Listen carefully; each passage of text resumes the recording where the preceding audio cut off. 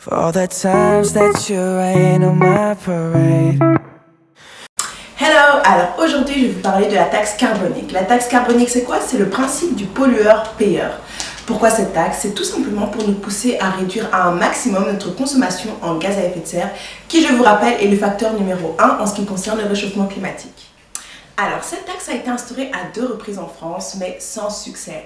Ils ont réitéré et l'ont réadoptée en avril 2014. Alors, cette taxe a été instaurée dans plusieurs pays de l'Union européenne, tels que le Danemark, la Finlande, la France, l'Irlande, le Royaume-Uni, la Slovénie, la Suède et la Suisse.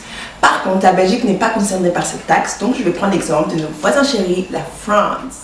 Il faut savoir que cette taxe concerne particulièrement les grandes entreprises privées ainsi que les administrations qui seront taxées sur toutes leurs émissions de dioxyde de carbone provoquées par l'utilisation de combustibles fossiles. Je suppose que vous voulez savoir combien elles coûtent. C'est parti. Alors, ils ont tout doucement et gentiment commencé avec 7 € la tonne de carbone en 2014 pour ensuite grimper à 22,50 € en 2015. Actuellement, nous sommes à 22 € et les prévisions disent que nous serons à 30,50 € en 2017. No comment. Je vais vous donner un petit exemple concret afin que vous puissiez vous imaginer ce que représente une tonne de carbone. C'est par exemple un aller-retour Paris-New York, soit 10 allers-retours Paris-Toulouse. Ah oui, cette taxe a rapporté plus de 2,4 milliards d'euros à la France en 2014. Bien évidemment, cette taxe touche aussi les foyers, ce qui ne les arrange pas du tout, car qui dit taxe en plus, dit argent en moins pour les ménages. Je vais vous expliquer comment ils ont instauré cette taxe. Ils ont joliment diminué les coûts du gaz pour ensuite l'instaurer subtilement et faire augmenter les prix de la taxe crescendo.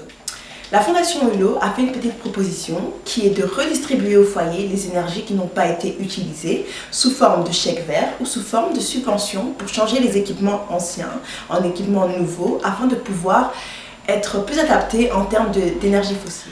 Alors, ce sera à peu près le même principe pour les entreprises, sauf que là, il y aura une redistribution sous forme, par exemple, de baisse de charges sociales patronales. Ainsi, on pourra réaugmenter le prix de l'énergie fossile tout en baissant le coût du travail pour l'employeur. Pour terminer, nous nous sommes posé une question qui est la suivante. Est-ce que cette taxe va bel et bien changer notre futur?